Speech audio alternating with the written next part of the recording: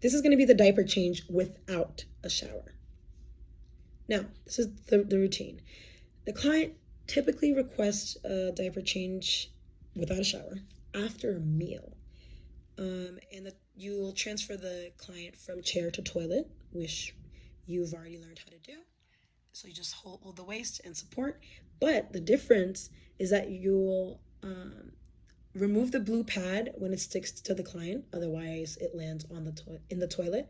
So when the client stands up while holding the armrest from the chair, you'll take off the blue thing, and then you'll help them transfer to the toilet seat. And while they're doing that, they're holding on to the rails, and you will slowly discard the diaper. You'll take it off. When it gets to their knees, they'll sit down, and you'll continue to take it off and out of the legs, and you'll throw it in the trash, and you will take off gloves immediately. With clean hands and new gloves, this is a change to the routine. With clean hands and new gloves, which means after you've done that, you'll wash hands and get new gloves, which is typically the order that we do it in. You'll hold his genitalia to aim into the toilet. That way it doesn't create a mess on the floor of the bathroom.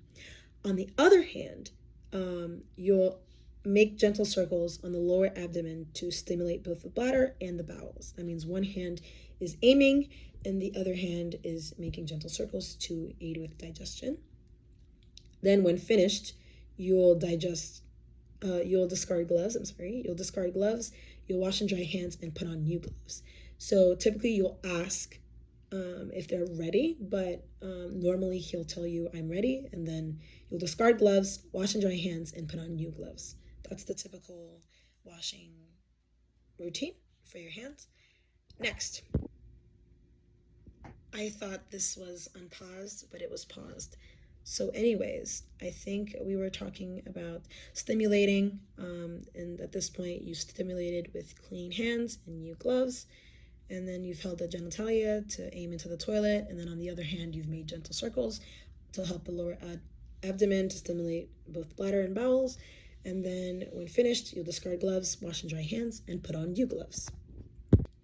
Toilet flushing and observation is what I was talking about before I was rudely interrupted by the video. If there is blood in the stool, and only if there is blood in the stool, then you do not flush the toilet until you have taken a photo and sent it to the client to be sent to their physician. If no shower, flush before washing hands and exiting the bathroom. But if there is a shower, you'll flush after the client is in the tub, then wash hands before continuing to wash the client. So, post-use diapering. Line the wheelchair with chuck pads, per usual. Apply a new diaper, per usual. And no need to remove the chuck if it wasn't sat on. So if you just lined the chuck and your hands were clean beforehand and you lined it and you have cleaned the patient and the chuck pad is not wet or dirty, no need to remove it. The purpose of you setting it down is for the client to sit on so that they don't sit on the chair, which is dirty. And that wraps up diaper change without a shower.